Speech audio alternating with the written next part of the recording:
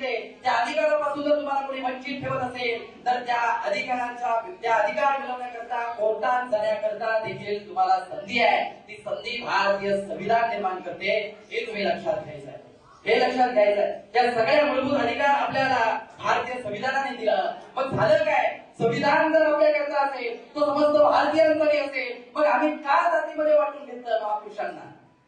का आम्ही जातीमध्ये महापुरुषांना वाटून घेतलं? तर शिवराय फुले शाहूंचा विचार, संतांचा विचार जर राज्यघटनेमध्ये बाबासाहेबांचा असेल तर बाबासाहेब भारतीयांचे नाहीत का? बाबासाहेब तुमचे आहेत, बाबासाहेब आमचे आहेत, बाबासाहेब इतिहास समाजाचे आहेत, ते प्रत्येकाचे आहेत. आणि म्हणून बाबासाहेब आंबेडकर हे समस्त राष्ट्राचे आहेत, हे पहिल्यांदा आम्ही लक्षात घेतलं पाहिजे. दुर्दैवाने आज आम्हाला विचारलं जातीमध्ये तेढ, जातीमध्ये सर्व धर्मामध्ये तेढ निर्माण करण्याचं काम चालू केलं जातं. म्हणजे होतंय काय? जेव्हा राजकारण समोर येतं तेव्हा आपल्या समोर येतं ना विपरीत राजकारणाचं देखील देशामध्ये काय चाललंय तुम्हाला मला प्रत्येकाला माहिती आहे. होतं काय? शाळेमध्ये शिकवत असताना आम्हाला लहानपणी गुरुजी शिकवायचे दगडाला दगड घासला की ठिणगी निर्माण होते, ठिणगीची आगीत निर्माण होतो, त्याचं वणव्यात रूपांतर होतं. आज मात्र आम्हाला शिकवलं जातं जातीला जात घातली, धर्माला धर्म घातला की आगीत रूपांतर होतं, वणव्यात रूपांतर होतं. आणि मग त्याचं पोलरायझेशन करून त्याचं राजकारण करून राजसत्तेची पोळी भाजली जाते. ते पोळी भाजणारे वेगळे आहे आणि तुमची आमची माती भडकावणारे, तुमचं आमचं डोकं भडकावणारे, तुम्ही आम्ही डोके फोडणार आहोत एकमेकांना. आपण यांची मुलं परदेशामध्ये शिकतायत आणि आपण मात्र आपली डोकी फोडून घ्यायची. लक्षात घ्या, जातीमध्ये धर्मामध्ये तेढ लावून देण्याचं काम खऱ्या अर्थानं काही विशिष्ट लोकांच्या माध्यमातून केलं जातं. परंतु भारतीय संविधान जर तुमच्यासाठी असेल, हे महापुरुष जर तुमच्यासाठी असतील, सगळे महापुरुष जरी वेगवेगळे असले तरी यांचा विचार मात्र एक होता, तो समजून घ्यायचा आहे. आम्हाला कोणी विचारलं छत्रपती शिवाजी महाराज कोणाचे? मराठा बांधव म्हणतात आमचे. महात्मा फुले कोणाचे? माळी समाजाची लोक पुढे येतात ते म्हणतात आमचे. डॉक्टर बाबासाहेब आंबेडकर कोणाचे? बाबासाहेब आंबेडकर आमचे असे बौद्ध बांधव सांगण्याकरता पुढे येतात. आम्ही रंग देखील वाटून घेतले, तर मैं उससे आगे जाने कहना चाहूंगा, रंगों के आड़ में हर कोई रंगा है, रंगों के आड़ में हर कोई रंगा है, धर्म और माधव के नाम पर दंगा है. अरे पगले, तू तो एक रंग ढूंढ रहा है, यहाँ तो पूरा तिरंगा ही खतरे में है. आणि म्हणून छत्रपती शिवाजी राजांचा आणि डॉक्टर बाबासाहेब आंबेडकरांचा फार मोठा संबंध आहे. दुर्दैवाने तो सांगितला जात नाही. काय संबंध आहे? जेव्हा डॉक्टर बाबासाहेब आंबेडकरांनी संविधान लिहिल्यानंतर बाबासाहेबांना विचारलं आपण संविधान कसं लिहिलं, आपल्या समोर आदर्श काय होता, तेव्हा डॉक्टर बाबासाहेब आंबेडकर म्हणतात की राज्यघटना लिहिण्याकरता माझ्या डोळ्यांसमोर छत्रपती शिवाजी महाराजांचं स्वराज्य होतं आणि म्हणून या बाबासाहेब आंबेडकर एखादी पत्राची सुरुवात करायची ना, तेव्हा त्या पत्राची सुरुवात जय शिवराय न करायचे. हा डॉक्टर बाबासाहेब आंबेडकरांचा आणि शिवरायांचा संबंध आहे. ज्यावेळेस मनुस्मृतीचं दहन केलं 1927 मार्चच्या रायगडच्या पायथ्याशी, तेव्हा शिवाजी महाराजांचं दर्शन घेण्याकरता समाधीचं डॉक्टर बाबासाहेब आंबेडकर रायगडावर गेले, शिवरायांचं दर्शन घेतलं आणि मग मनुस्मृतीचं दहन केलं. खऱ्या अर्थानं छत्रपतींचा राज्याभिषेक नाकारणाऱ्या धर्ममांडणांना जर उत्तर देणारा कोणी मावळा नसेल ना, तर डॉक्टर बाबासाहेब आंबेडकर हे तुमच्या आमच्या पुढे येतात. हे सगळ्या अर्थानं आपण लक्षात घेतलं पाहिजे. मी आई पुढे सांगेन, मला वाटतं इथं माझ्या काही ओबीसी बांधव देखील आहेत, माझे काही आगरी कोळी बांधव देखील इथे असतील. आपण हे लक्षात घेतलं पाहिजे. काही हिंदू बांधव देखील आहेत. हिंदू बांधवांच्या उन्नती करता, हिंदू स्त्रियांच्या उन्नती करता हिंदू कोळी निर्माण करणारे बाबासाहेब आंबेडकर आहेत. हे किती हिंदूंच्या मुलीला माहिती आहे, माझ्या माझा भगिनीला माहिती आहे. पतीच्या संपत्तीमध्ये अर्धा वाटा मिळवून देण्याचा अधिकार भारतीय संविधान देतं.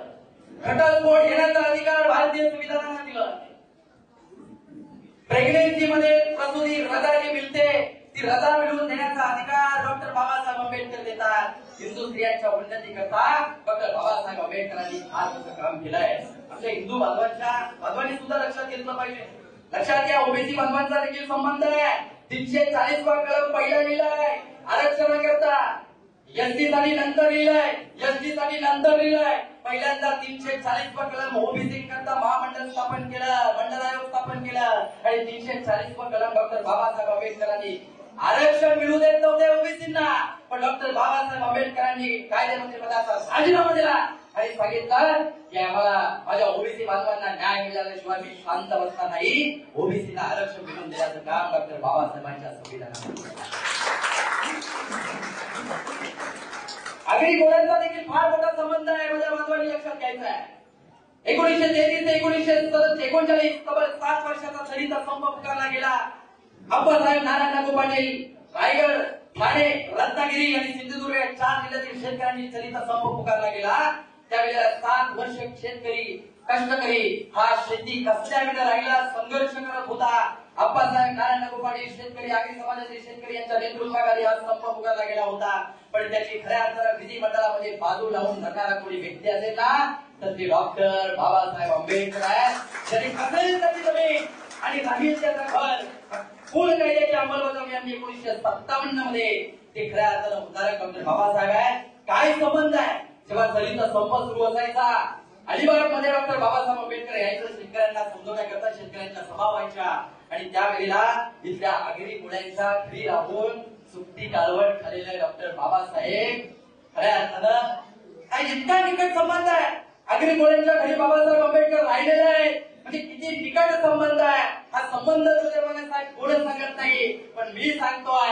लक्षात घ्या आगरी कोळ्यांचा कराड्यांचा किंबहुना बहुजन समाजाचा आणि डॉक्टर बाबासाहेब आंबेडकरांचा संबंध आहे. हा संबंध आपण लक्षात घ्यायचा. पुढची 5 मिनिटं घेऊन आपण थांबणार आहे. लक्षात घ्या संबंध आहे जो तो सांगितला जात नाही. हे सगळे संबंध आहे. पण आजपर्यंत हे भारतीय संविधान समजून देण्याकरता आपण कमी पडलो. समजून सांगण्याकरता आम्ही कमी पडलो. ती आता जबाबदारी तुमची आहे. ती जबाबदारी तरुणांची आहे. माझा बहुतांश समाज तिथं बहुतांश तरुण वर्ग या ठिकाणी उपस्थित आहे. काय तरुणांची जबाबदारी आहे? डॉक्टर बाबासाहेब आंबेडकरांचं शेवटचं भाषण तुम्ही जर लिखित स्वरूपात आहे ते तुम्ही अभ्यासा. इथून पुढच्या 100 वर्षाची चळवळ कशी असली पाहिजे ती दिशा देण्याचं काम डॉक्टर बाबासाहेब आंबेडकरांनी केलं आहे. आपल्याला का आम्ही नाही आम्हाला एकच फेसबुक इंस्टाग्राम. डॉक्टर बाबासाहेब आंबेडकरांनी 18 तास अभ्यास, छत्रपती शिवाजी महाराजांनी 18 तास लढाया केल्या. जेव्हा तुम्ही आम्ही तुकाराम पुढे गोविंदांना नांदू शकलो. आम्ही 18 तास फेसबुक, 18 तास रील, इंस्टाग्राम.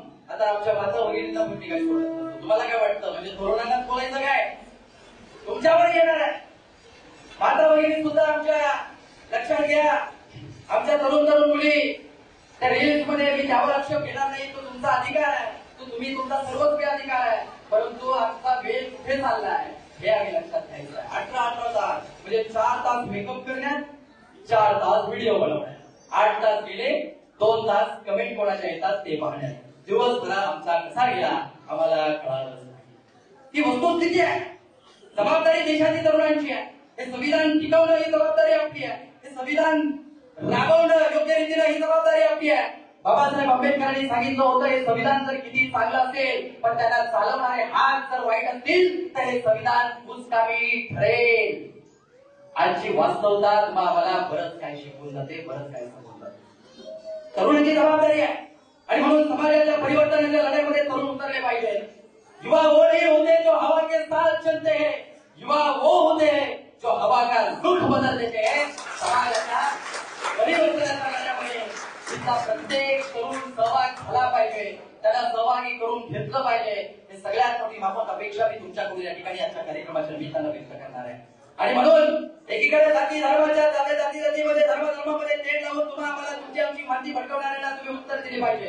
काय तुम्ही सांगितलं पाहिजे मासूम दिलों की मजालिकी आजान को जिंदा रखना. ये मेरे भारत के लोगों इस हिंदुस्तान को जिंदा रखना. वो ढोंगी है, काफिर है, बहुत कुछ बताएंगे, अपनी राय है जुदा जुदा यही कहेंगे और बताएंगे.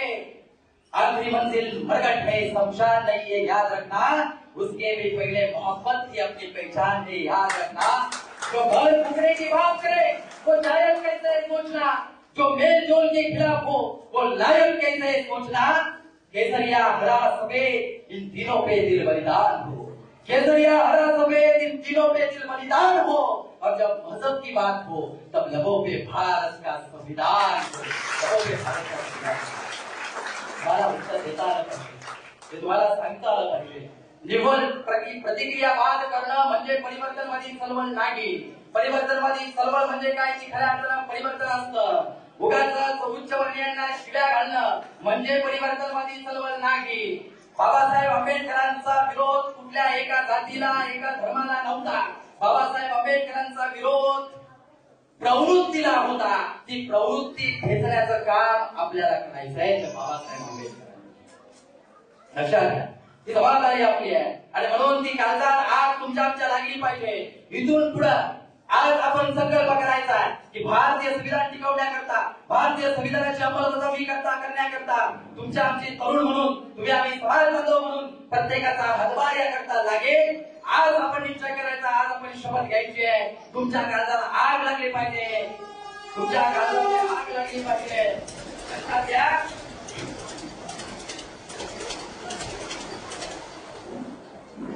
मध्ये मध्ये एखादी जाहिरात येतेच नाही, मग ते आली पाहिजे. त्याच्या आमच्या लोकांना झोपायचं. अरे संभव एकदाचं भाषण मोठा आहे, पैठणी घेऊन जायचं आहे, नाचायचं आहे, नाचायचंय, जेवायचंय, खावायचंय, सगळं करायचं आहे. काय तुमचं भाषण लावलंय कधीपासून? खरंय का? आणि म्हणून ही काळजात आग आता आपली लागली पाहिजे. ती काळजात आग आता आपल्याला लागली पाहिजे. ती काळजात आग लावून घेण्याचं काम तुम्हाला करावं लागेल, असा आशावाद या ठिकाणी व्यक्त करतो. गंगा की कसम, जमुना की कसम, ये सहारा बंदेगा, रावी की रवानी बंदेगी, संसद का मुहाना बंदेगा. अगर होश में तेरा होश रात में जालिम का जमाना बंदेगा, कुछ तुम बदलो कुछ हम बदले, तभी तो एक फसाना बंदेगा. ही क्रांती जी लाट आहे, आता ही शांत राहणार नाही. इथून पुढची जबाबदारी आपली आहे. ती जबाबदारी आपण आपल्या खांद्यावरती पेलूया, एवढंच म्हणेन. आणि आजच्या कार्यक्रमाच्या निमित्तानं मला या ठिकाणी बोलावून आपण सन्मान केला. आपल्या सर्वांचं विचारमंच सन्मान, या विचार मंचाचं उपस्थित असलेल्या माझ्या सगळ्या श्रोता वर्गाचं या ठिकाणी मनापासून आभार व्यक्त करतो. उपस्थित माझ्या सगळ्या माता भगिनींच्या